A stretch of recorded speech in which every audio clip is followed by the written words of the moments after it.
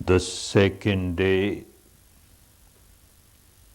of the Satipatthana course is over.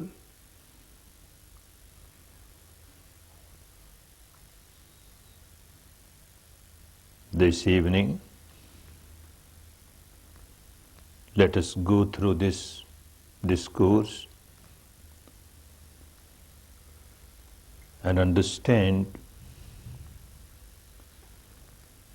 in relation to the actual practice that we are doing.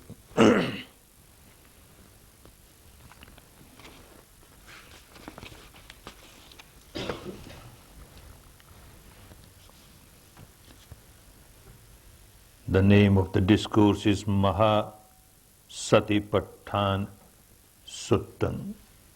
Sutta means discourse. It is said Satipatthana. The word Maha means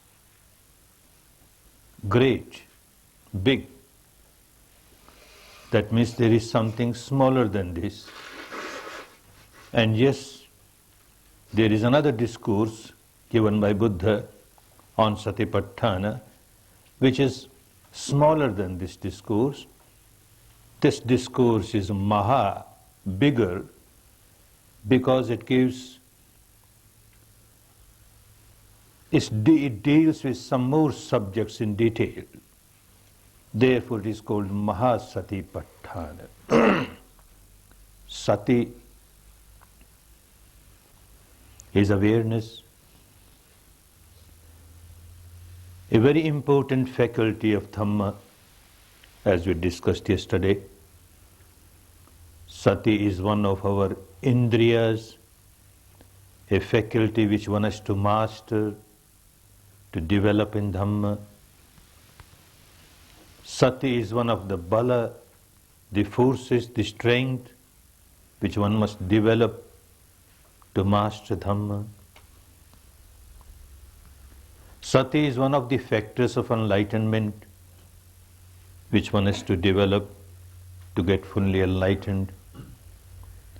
Sati is also one of the eightfold noble path, Samma Sati.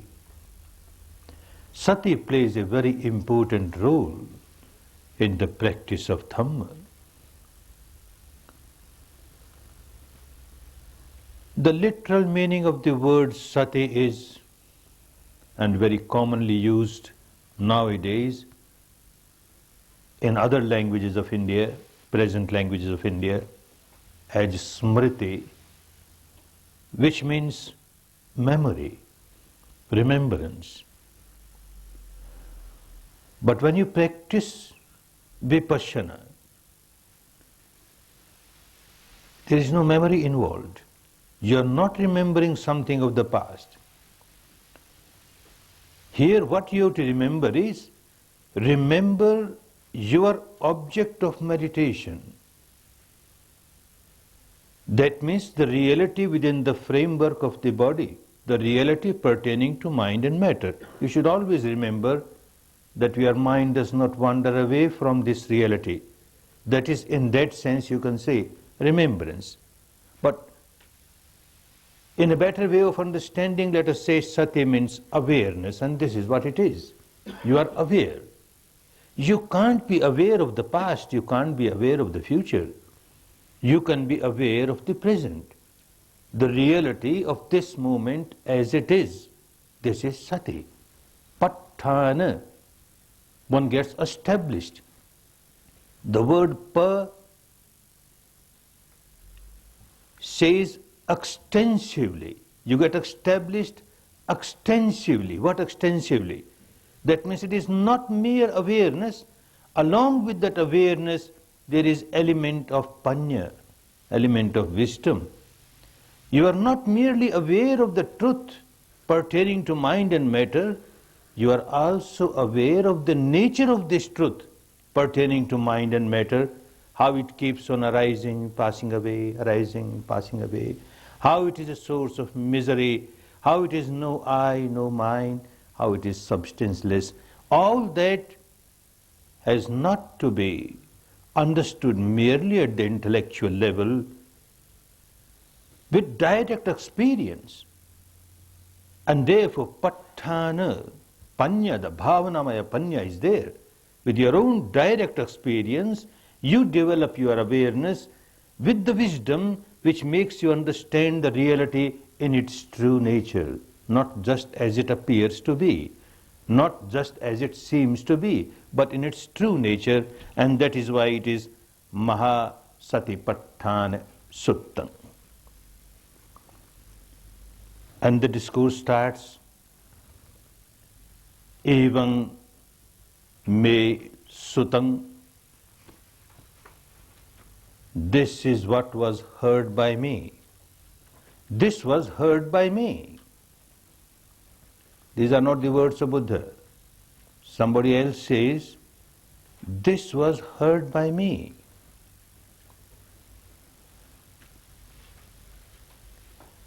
These are the words of someone else. There is a history behind it. And a very important history which a Vipassana meditator should know. At the ripened age of 80 years, when Buddha passed away, most of his students who were present at that time and who had reached the final goal of arhanthood, fully liberated, they understood the law of nature. Everyone who takes birth has to pass away. Whether one is Buddha or an ordinary person makes no difference. When time ripens, one has to pass away. But those who were not developed in Dhamma, they felt very sorry, very sad. Some of them even started crying. There was one person who felt very happy.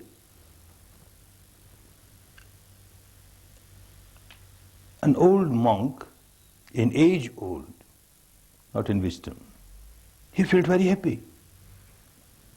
Oh good, this old man has passed away. All the time we were under his clutches, do this, don't do this, do this, don't do this. Now we are free to do whatever we like. One of his teaching, Attahi Attano Natho, you are your own master, now I can be my own master. Wonderful. That shows that such elements had entered in the Sangha who were not interested in Dhamma. They just took robes because they found by entering the Sangha, becoming a monk in the name of Buddha will give them some status in the society. They can live a comfortable life. People will give more alms to them than they would have received otherwise. And they will get more respect. They were not interested in Dhamma. Now this person, I feel extremely grateful to this person, thankful to this person. Why? Because when he announced that wonderful Buddha has passed away, one of the chief disciples of Buddha, when he heard this, he thought, even today if there are such people, what is going to happen in the future? Later on, such elements will become predominant and they will just distort the teaching of Buddha in their own way. And actually this happened also after some time. How to save it? The words of Buddha, the teachings of Buddha. He became enlightened at the age of 35 and he passed away at the age of 80 for 45 years, day and night. Hardly 2 or 3 hours he will lie down for sleep, which is not sleep, awareness, and equanimity, awareness and wisdom to give rest to the body. Rest of the time he was just teaching Dhamma. He taught, he gave 82,000 sermons. Another 2,000 sermons were given by leading disciples of Buddha who were arhants. So in all 84,000 sermons. Now this elderly disciple by the name of Mahakassapa, he decides that all the teaching of Buddha must be compiled together. And we should try to preserve it for the coming generations so that people do not change it. Quite possible later on, persons like this fellow will put their own words in the mouth of Buddha and they will say, Buddha said so. They will take freedom from certain disciplines which are very essential for the progress of Dhamma, and they will say, Buddha gave this permission, and things like that, which after a few centuries it did happen. We must preserve the actual words of Buddha. While there are people who are direct disciples of Buddha, who are eyewitness to Buddha's teaching, who heard Buddha's teaching, so he decided to call a meeting of 500 arhants, fully liberated persons, elderly monks. Let us sit together and recite all the teachings of Buddha, compile them, and announce it as authenticated. This is just immediately after the death of Buddha. If this is compiled after 100 years or 200 years, people may accept, may not accept. It should be done now. So this Mahakassapa, a very wise person, he made this decision. He gathered 500 elderly arhants. Well, even a few handful could do that, but just to impress the people of that time and people of future, 500 of them joined together and they read out every word, they recited every word of Buddha and then gave it a seal of authenticity. When he selected 500, somebody said, no, this congregation, this gathering will not be a perfect gathering unless we have Ananda as one of the members. So have only 499, let Ananda be a member to make it 500. Now who is this Ananda? Ananda was cousin brother of Buddha, Gautama the Buddha, was born on the same day as Gautama the Buddha was born. He was with him in the childhood. He was with him during the youth. And when Buddha renounced the householder's life, went out and became enlightened, then he was one amongst many family members who also renounced their householder's life and joined him. And since then, he was with him all the time. When Buddha started teaching, the number of followers started spreading, the work started spreading. Naturally, he wanted some assistant. A number of assistants came near him to help him, to serve him. But quite a few of them came with some motives. The motive was Here is a fully enlightened person. He is against these miracles. He has the power of miracles, no doubt. But he doesn't want his followers to show miracles. If I am very close to him, I will be fortunate to see some of the miracles being performed by him. Such motive was there with some of these attendants, personal attendants. Buddha had refused to answer certain questions, philosophical questions. He said they are useless, meaningless. Don't waste your time on them. Now some attendants thought that he doesn't want to say anything on this subject in public, but perhaps if I am very close, then he may explain. I better be very close. I better serve.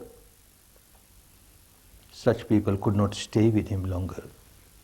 Sooner or later they have to leave. People keep on changing, and as he grew in age, he became 55 years old, getting old. So people thought that there must be a stable personal assistant with him.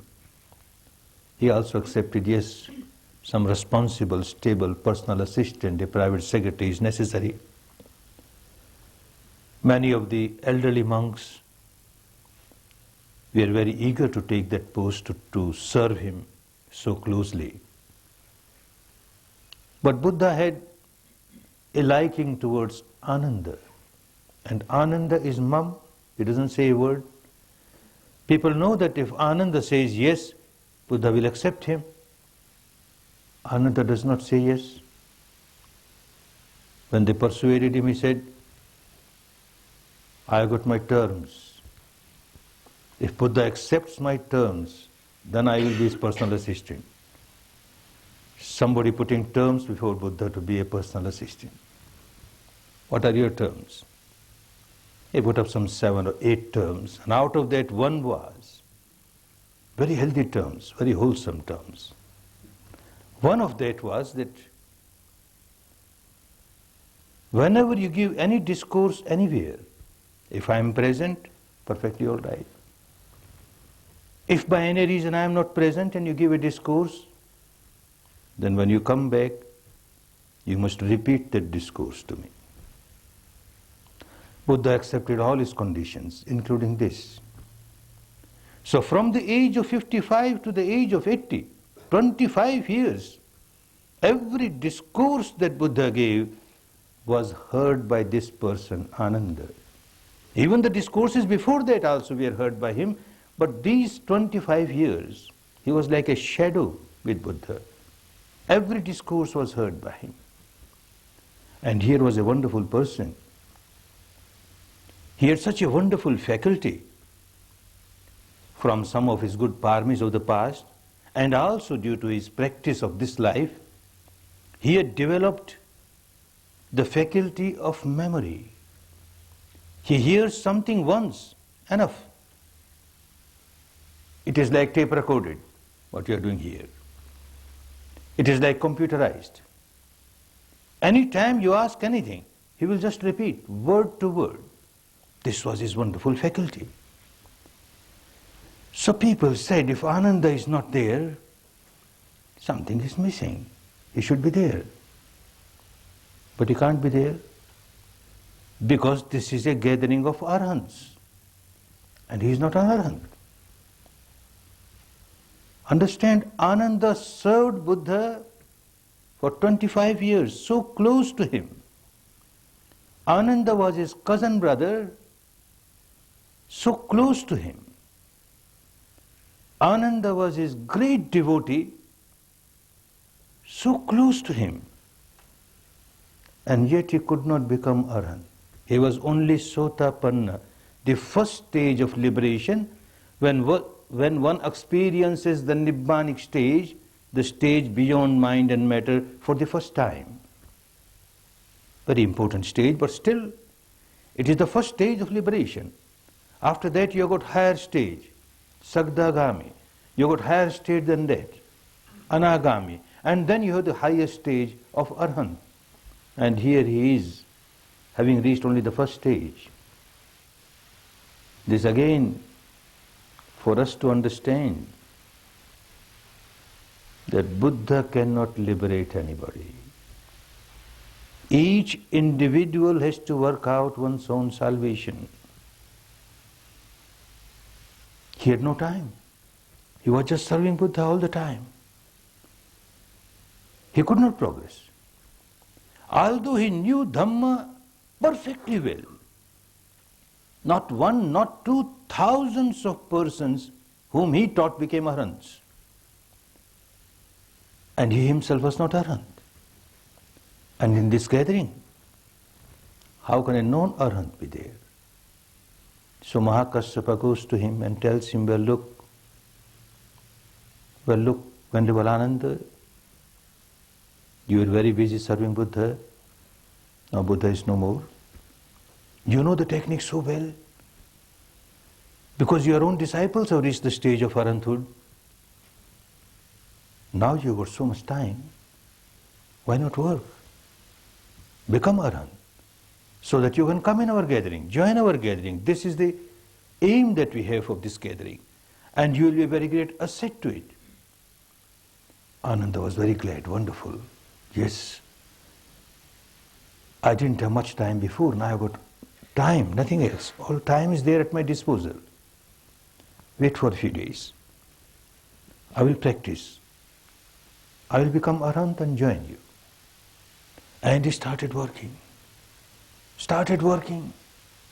very vigorously. I must become an Arhat. I must become an Arhat.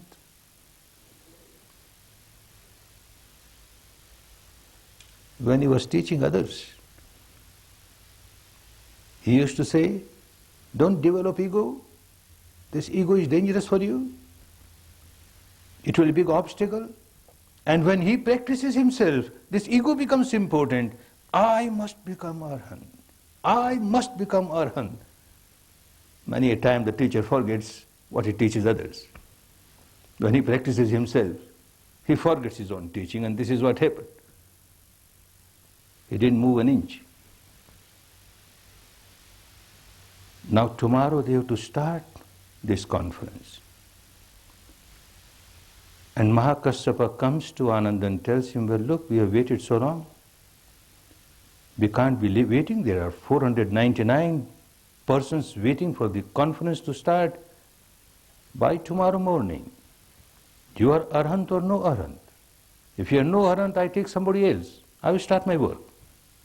If you are Arhat, you are welcome. Yes, one night more. I will try this one night more. And again tried. I must become Arhat. This is the only night for me. I must become Arhat.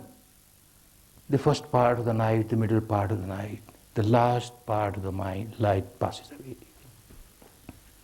The sun is rising. He is so exhausted.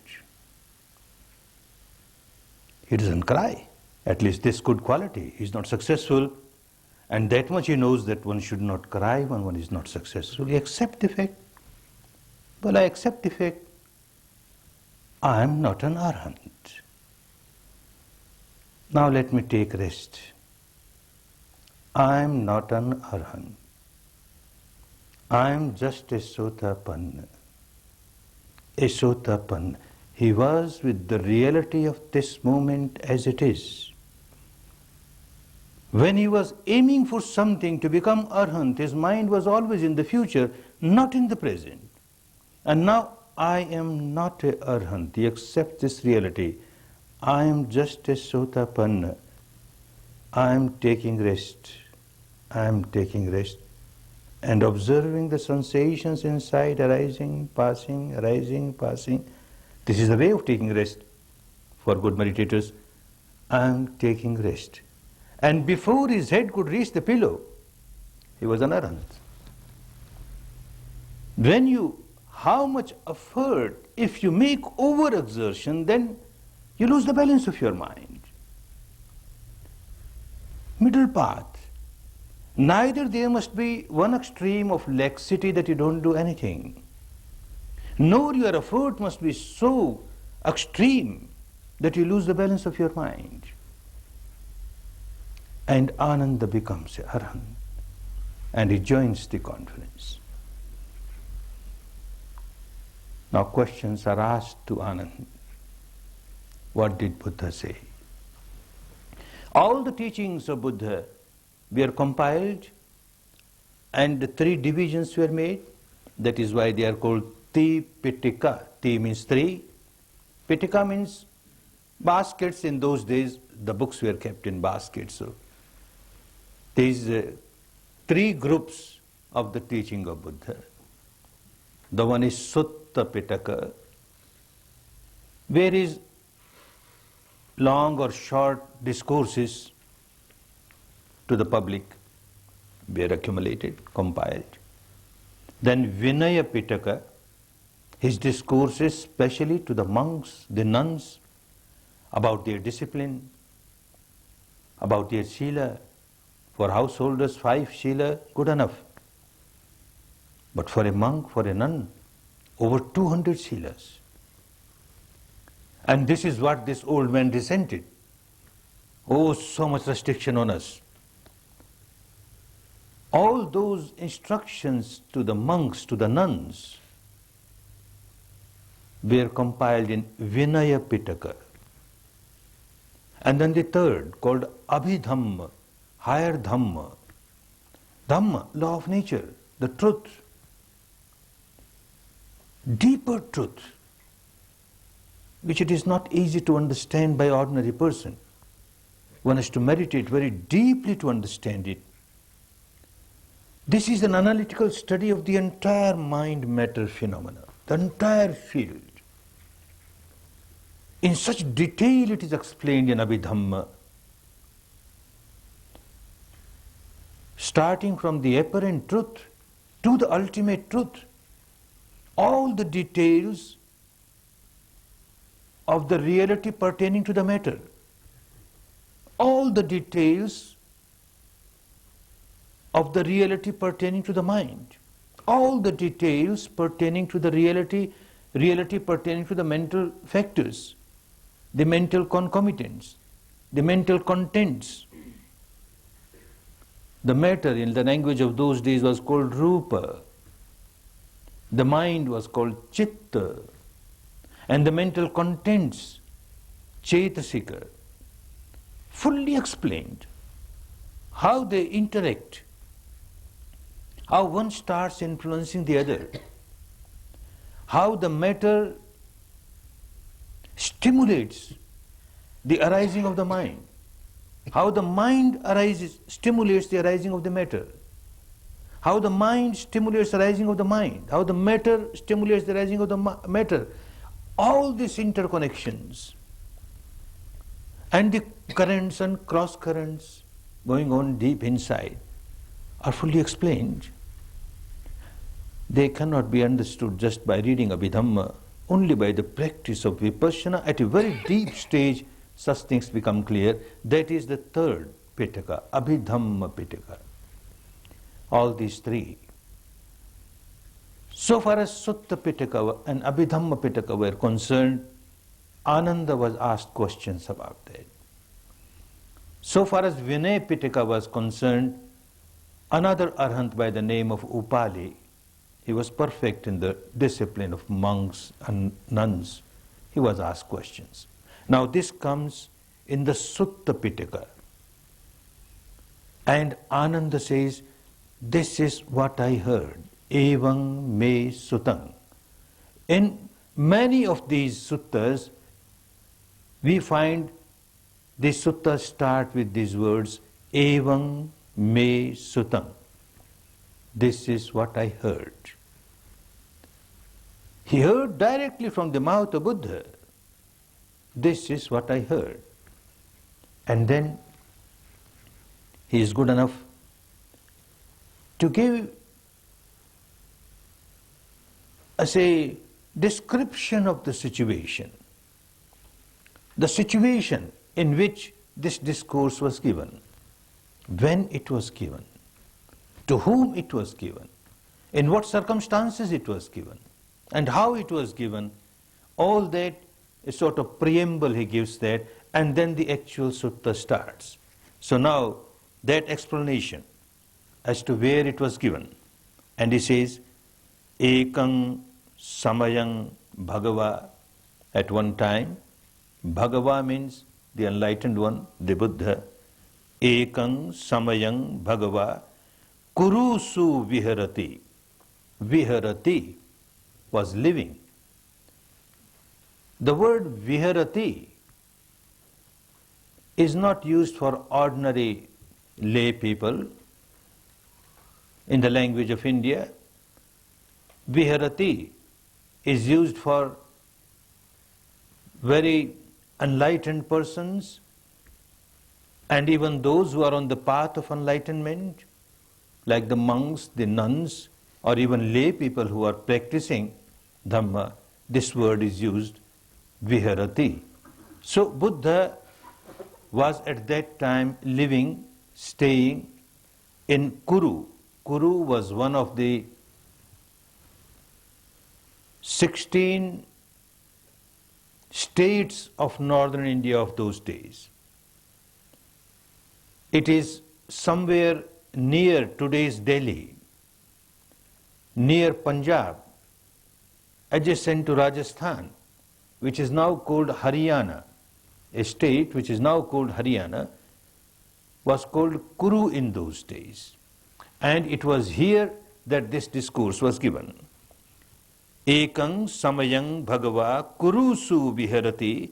And in Kuru, in this state also, where Kammas Dhammanam Kurunang Nigamo, a small district of this state by the name of Kammas Dhamma. This was the name of this place where this discourse was given. Tatrakho Bhagava Bhikkhu Amantesi Bhikkhavoti. Buddha called those who were present, called them as O Bhikkhus. And Bhadanteti Te Bhikkhu Bhagavato Pachassosung. And those Bhikkhus, they replied back, Bhadante, yes, Venerable Sir. Now, two things to understand. This important sermon was given in Kuru. Buddha had very high words to say about the people of Kuru. And not only Buddha, later on also, in other traditions also, Kuru is taken as a place where people, most of the people live the life of morality. In another tradition, Brahmanic tradition, we have this important scripture, Gita. It starts with these words, Dharma Kshetre Kurukshetre, the field of Dhamma, the field of Kuru. It talks of Kuru, which is the field of Dhamma. Why it is taken with such high regard? Buddha explains in one of his other discourses. Long ago, when Buddha was not Buddha, in his previous lives, he had the seed of Buddhahood. He was developing his paramis to become Buddha, the 10 paramis.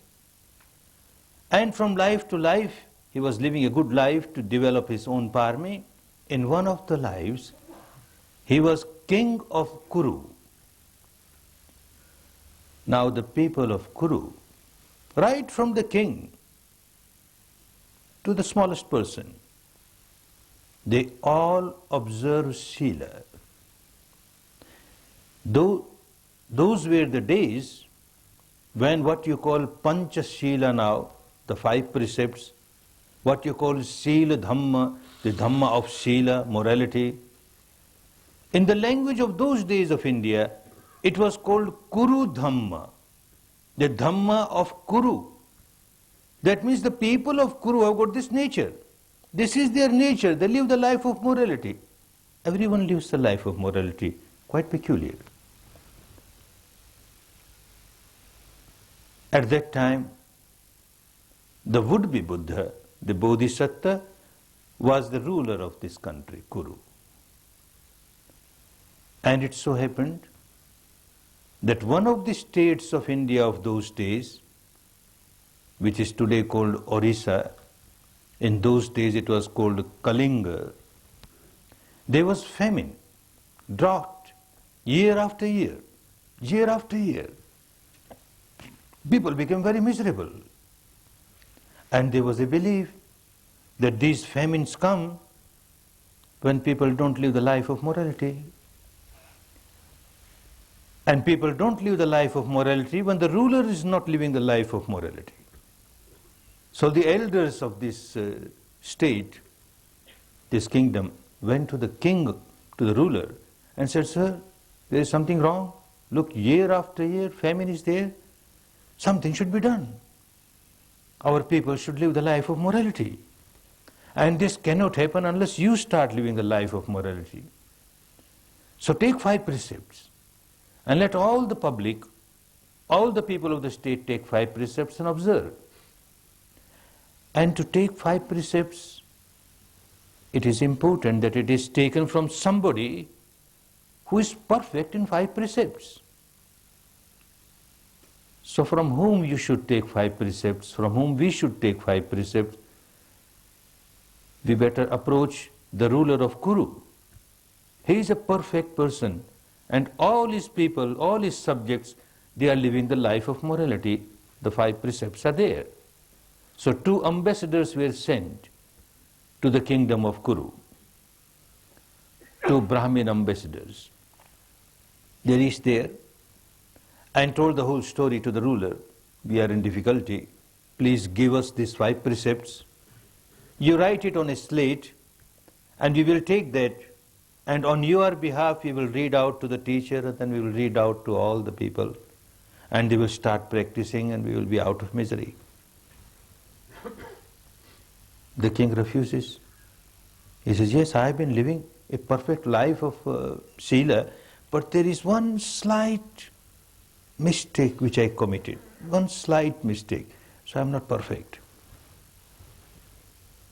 And he asked his ambassadors, "You better go to him."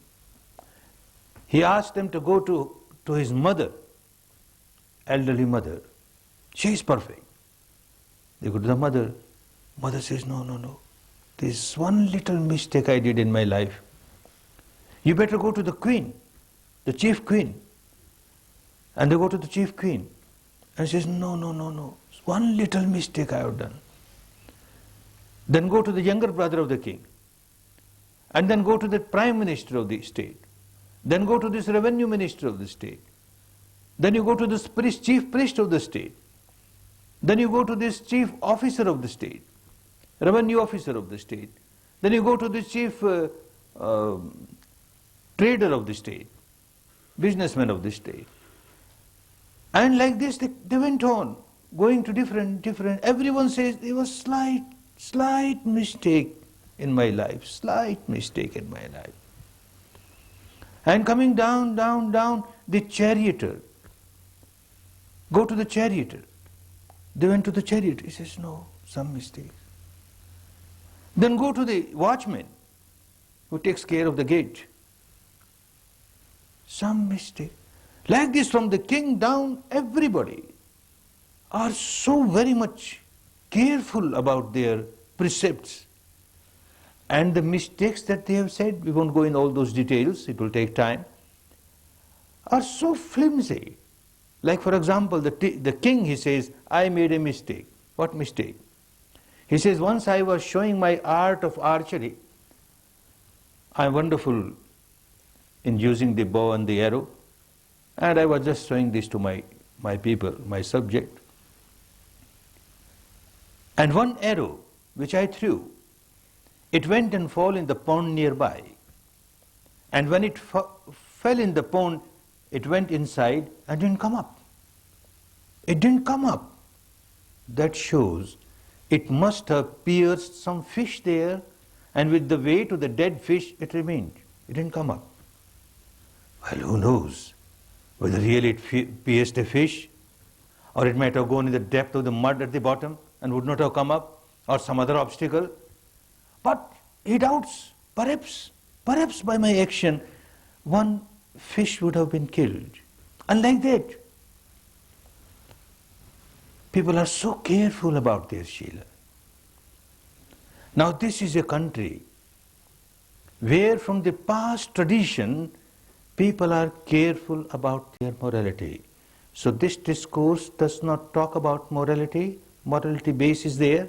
He is talking to the people of that country. Base of morality is essential. But base is base. The gap between one Buddha and the another Buddha, this is what happens. When a Buddha arises, an enlightened person arises, he gives complete Dhamma, the totality of it, pure Dhamma. There is nothing which can be taken out of it. There is no trace of impurity that has to be taken out. There is nothing wanting which has to be added. Keval paripunnang, keval parisuddhang. The Dhamma that is taught by an enlightened person is so complete and so pure. But as time passes, this complete pure Dhamma becomes incomplete. Certain important portions get disappearing. They disappear.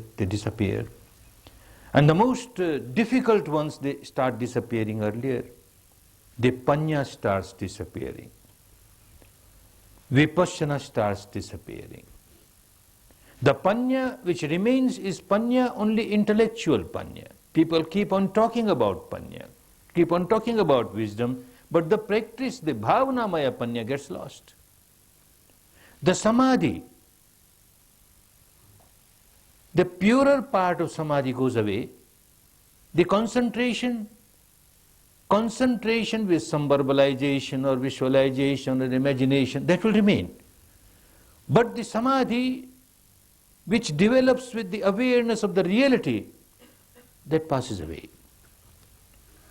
Then what remains is Shila. And now that Shila becomes so important to people, yes, it is important, but the other factors, the other steps of Dhamma are lost. Then more importance is given to Shila. People start going to extreme. They start stretching the Shila. One Shila or the other is stretched to such an extent that the mind becomes unbalanced. They can't practice proper Samadhi, they can't practice proper Panya. We find same thing happening in today's India also. There are sections of the society where they stretch one Shila or the other to such an extent that they lose the balance of their mind. They can't practice proper Samadhi, they can't practice proper Panya. This is what Buddha kept on condemning. He said, Shila Vata Paramasa. Paramasa is attachment. Attachment to such a great extent that by observing this particular Shila, I am going to get liberation. I will be liberated just by observing this one particular Shila. And that makes the people so unbalanced. They don't practice Samadhi, they don't practice Vipassana, they don't practice Panya, and they get stuck only with Shila because they have stressed it so much. Vata, you take a vow, and you become so attached to this vow, and again you stretch it to such an extreme. Nothing wrong in Shila, it's so important. Nothing wrong in Vata, taking vow, it is so important. Like you take a vow, after midday you won't take any meals. It's a good vow, it helps you in your meditation. Or at times you take a vow, you will fast for the whole day. Nothing wrong, it keeps you healthy. But then people start stretching it to such an extent. You fasted for one day, I'll fast for 2 days. I'm a bigger Dhamma person than you are. 2 days, I will fast for 5 days. 5 days, I'll fast for 10 days, 20 days, 1 month. Stretching, stretching, stretching. The essence gets lost. The purpose gets lost. One gets so much attached to this sila and to this vata that the other important parts of Dhamma like samadhi, like panya is lost to the country. And this was the situation of Kuru at that time. People are good in sila. Well, it is wrong to stretch it to that extent, but still those people who observe sila are definitely much, much better than those who have no sila. Their life is without sila. So these people are much better. Now these people will understand Dhamma better because their base is good. Although something is wanting, and that wanting can be fulfilled by this technique which is being taught now. So this is the place, Kuru, where the morality, base of morality is there, and this is the place where people will understand the details of this technique much better, and he gives his technique there. And then when he says, "O bhikkhus, come." Bhikkhu, what bhikkhu? In the ordinary language of India, bhikkhu means a monk, a recluse. But here it doesn't mean that. Not only here, in all his teachings, when it says bhikkhu, one who is practicing the teaching of Dhamma, he may be a layman, he may be a householder.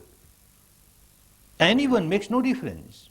A man, a woman, a monk, a nun, a householder, man, woman, anyone from all these 4 groups can be a bhikkhu. So he talks, when he calls bhikkhu, he calls bhikkhu to a meditator. O meditators. And then he says, now here it starts, his discourse. Ekayano ayang bhikkhave maggo. Ekayano. One and only path. Ekayano maggo ayang bhikkhave. What maggo? Sattanang visuddhiya. To purify the individuals. That means to purify the mind of the individual. Mental purification is the real purification. One may keep on washing one's body at the external level. This is not the purification of the individual. The mind should get purified. Sattanang visuddhiya. Then, what this purification does? Sok paridevanang samatikkamaya. Sok. Great grief. Mental grief. Very deep grief is soka. Soka paridevanan. And with this mental grief inside, it manifests itself at the physical level. One starts crying, weeping, lamenting. Samatik kamaya. This path will help the meditator to transcend this, to cross this over. As you practice this technique, no more crying, no more weeping, no more lamentation. And such deep griefs, they come on the surface and pass away. You pass over them. And then, dukkha domanassanang athangamaya. Dukkha domanassa. Again, domanassa is the unpleasant feeling of the mind. Mind feels unhappy, is domanassa. And dukkha, the sensations on the body, unpleasant sensations on the body is dukkha. Unpleasant feeling of the mind is domanassa. Athangamaya. To eradicate that, to finish that, this technique will help. You start from the very gross reality, very gross miseries, and you come to the subtler miseries, subtler miseries, subtler miseries, till you eradicate total miseries, no more misery. When you are too much in mental grief, then you cry and weep. This is so gross, both of them are so gross. then the misery of mind is still there. Some unpleasantness is there in the mind, domanassang, and there is sensation on the body which is unpleasant. That also goes away by this technique. Then nyayasya adhigamaya, to help one to walk on the path of truth. Nyayasya. If you don't walk on the path of truth, if you work with imagination, then the previous thing, whatever I said, cannot be attained. Your misery from the deepest level cannot be taken out if you just work with some kind of contemplation, some kind of imagination. Then your surface of the mind is working to purify itself. Surface of the mind gets purified, no doubt by that. But the deepest level of the mind, where you have these deep-rooted complexes, they can't come out. They will come out only when you start observing the reality as it is pertaining to mind and matter and the interconnection between the two, and you keep on observing, observing, observing, observing, from the gross apparent truth to deeper, deeper, deeper, till you reach the ultimate truth, the subtlest ultimate truth pertaining to the matter, subtlest ultimate truth pertaining to the mind, pertaining to the mental contents. And thus you are working with the truth, truth that you experience, not the truth experienced by a Buddha. The truth experienced by Buddha can liberate only one person, and that person was Buddha only who was liberated. He can only show the path. Each individual has to walk over the path step by step and must experience the truth oneself directly, from the grossest reality to the subtlest, subtlest, subtlest reality. So that is called nyayasya adhigamaya. Gamaya, you walk on it. Adhigamaya, high road. You are walking on the high road of liberation. Nibbanasya satchikiriyaya. And where it takes your observation of the truth from the grossest apparent reality, moving towards subtler, subtler, but truth, no imagination, subtler, subtler, subtler, subtlest reality pertaining to the entire mind-matter field, and then you transcend and witness something which is beyond mind and matter, and which is called Nibbana. The entire field of mind and matter is the field where things keep on arising, passing, arising, passing, arising, passing. Sometimes arising at a very gross level, it arises, seems to stay for some time and then passes away. It arises, seems to stay for some time and passes away. As you go deeper, deeper, deeper, you notice that it arises, passes with great rapidity. Even at the subtlest level, there is some oscillation going on. Arising, passing is going on. So entire field of mind and matter is the field of arising, passing, arising, passing. This is what one has to experience. Not just accept it at the intellectual level, one has to experience it. Then a stage comes where you transcend this field of mind and matter, you transcend this field of anicca, arising, passing, and something is experienced, the ultimate truth, which is beyond mind and matter, where nothing arises, nothing passes away, but no words can explain it. Because this is the experience where all your sense organs stop working. When somebody is in that stage of Nibbana, while practicing Vipassana, one comes to the stage where one has transcended the entire field of mind and matter and is now experiencing Nibbana. This experience of Nibbana is beyond mind and matter, beyond the entire sensorium. All the 6 sense organs stop working. Eyes, ears, nose, tongue, body and mind. They stop working. This is experience beyond the sensual field, sensory field. And coming back from that, this experience may be for a few moments, this experience can be for a few seconds, can be for a few minutes, can be for a few hours, it depends. But when you come back again, In this field, the sensorium field, the field of mind and matter, you are a changed person altogether. But you can't explain what you experienced. How will you explain? You don't have the tools to explain. That experience was experienced beyond the sense organs, and it cannot be explained by these sense organs, and it cannot be understood by the people with the sense organs. It has to be experienced by each individual. The entire path is a path of experience. Experience. If you play the game of intellect, then of course you can discuss it. You give a big description of it because you understood at the intellect level. And you try to explain again at the intellect level. And people also try to understand at the intellect level. That doesn't work. The entire path must be experience, experience. That is why the Dhamma, the 6 qualities of Dhamma that he gave, the last and the most important quality of Dhamma, Pacchattam Veditabbo. The Dhamma must be experienced by each individual within oneself, directly by oneself. Pacchattam Veditabbo. You have to experience it yourself.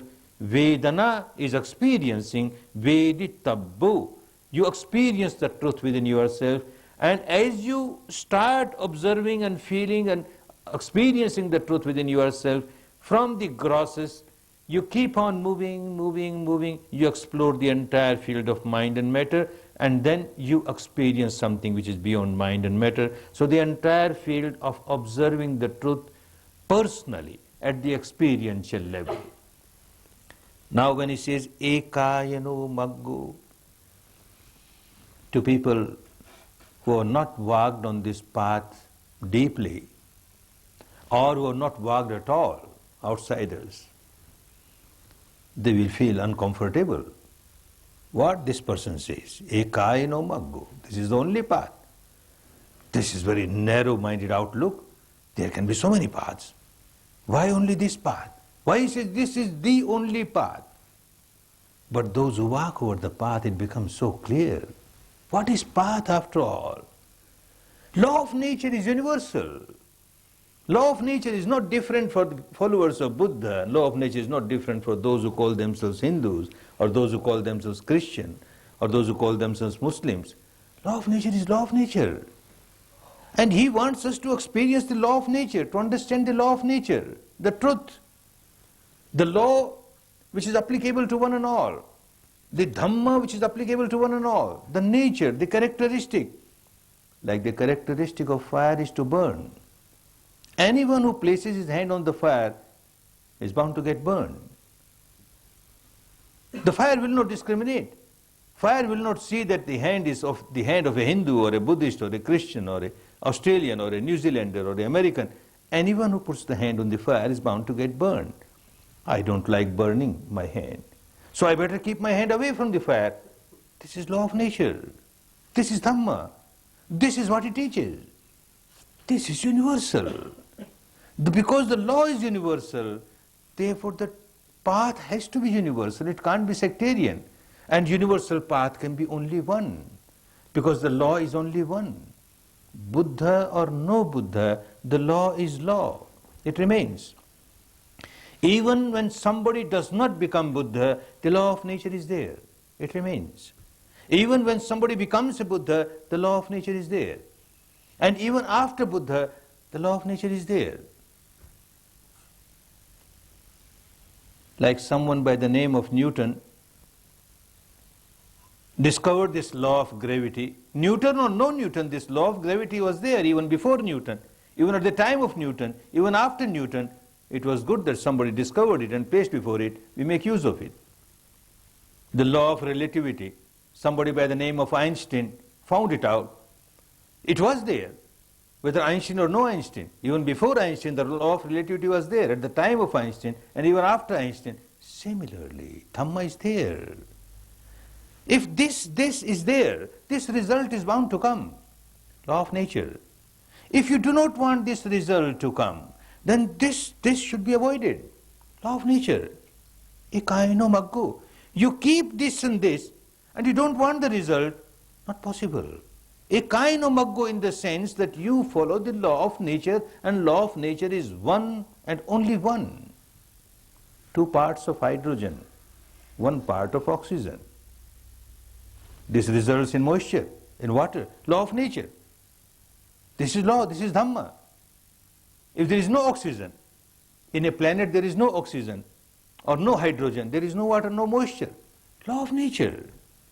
This is what you will understand the whole path as you proceed. You have worked already and you will work much deeper, that if this happens, this result is bound to come. And if you don't want this result, because the result is not pleasant to you, it's misery, and you want to come out of misery, then this should not happen. You have to remove. You have to remove the cause, and the result is automatically removed. Without removing the cause, somebody feels that I will get liberated from the fruit of this cause, the unpleasant fruit of this cause, the bitter fruit of this cause, because some supernatural power will be very kind to me, that in spite of all the impurities in my mind, this person will liberate me. Well, this is just wishful thinking, it does not happen. One has to work, and this is the way, the law, the nature, that you have to eradicate your impurities, you have to eradicate your present habit pattern full of ignorance, where you keep on generating sankharas, and as a result of which you keep on suffering from misery. This pattern of your habit at a very deep level of the mind has to be changed, and this is what is being done. That is why ekayano maggo, ekayano maggo. And what is this ekayano maggo? He says, yadidang, and this is chattaro satipatthana, the 4 types of satipatthana. Establishment of awareness with wisdom in 4 ways. And what are these 4 ways? Katame chattaro. What are these 4 ways? Ida bhikkhave bhikkhu, O bhikkhus, O meditators. Here a meditator, what he does? Kaye kayanupassi viharati, atapi sampajano satima, vinayya loke abhijja domanasang. One witnesses the reality of the body within the body. Kaye kaya anupassi. Atapi, very ardently, diligently. Sampajano, with wisdom, the wisdom of arising, passing, Satima, with awareness. One is fully aware with wisdom the truth pertaining to the body by observing the body truth within the body itself. That means no imagination. You are directly experiencing the truth about your body within your body. And so also, Vedanasu Vedananupassi Viharati. You are observing the truth of these body sensations within body sensations. You are not imagining them. You are experiencing them. You have got direct experience of that. Vedanasu Vedananupassi Viharati Atapi Sampajano Satima. Very diligently, with awareness, with wisdom. Vinayya loke abhijja domanasang. Keeping oneself away from craving and aversion towards the phenomena, the mind-matter phenomena which is called loke. Chitte chittanupassi viharati. Similarly, observing the reality of mind within the mind. And dhammesu dhammanupassi viharati. The mental contents, the law of nature, the reality pertaining to the law of mind and matter, within this law, within the mental contents. You observe the mental contents within the mental contents. Again, atapi sampajano satima, with full awareness, full wisdom, and working diligently. Vinayya loke abhijja domanassan, keeping yourself free from craving, free from aversion. We'll go in details of this paragraph tomorrow. In the meantime, understand that all the four Satipatthanas, observing the truth pertaining to the body, observing the truth pertaining to the sensations on the body, observing the truth pertaining to the mind, observing the truth pertaining to the contents of the mind. All these four must be experienced by each meditator directly, himself or herself. Just intellectualizing it does not help you. To understand Dhamma intellectually is good because it will give you inspiration, because it will give you guidance, it will make you understand how you should practice, how you should experience, but actually it is your own experience which is going to give result, and this we will understand as we proceed further. In the meantime, now you are working with your respiration, the reality of this moment, be aware of it, work with it, coming, going, as it is, deep, shallow, as it is, touching here, touching there, as it is, the sensation below the nostrils, as it is, from moment to moment, moment to moment, from moment to moment. Try to maintain this continuity of the awareness of the reality. This is your object now. This area of the body, you are working on the body.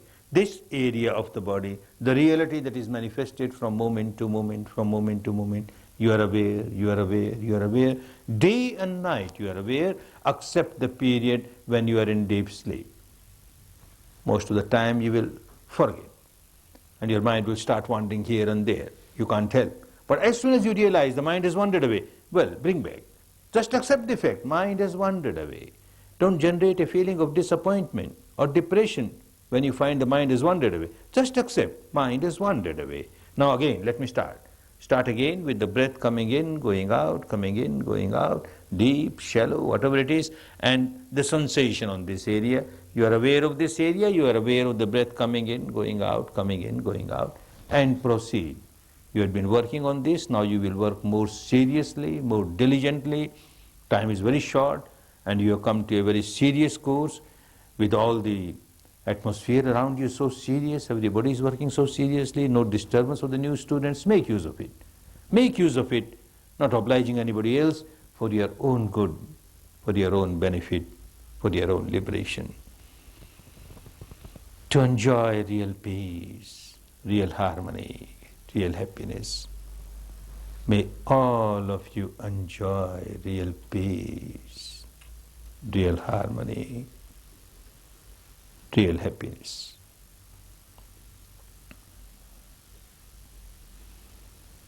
Bhavat Sarva Mangalam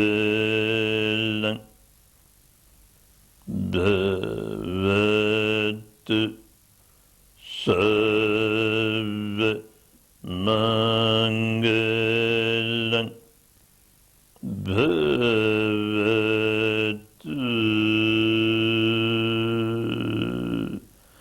Sarvamangalam.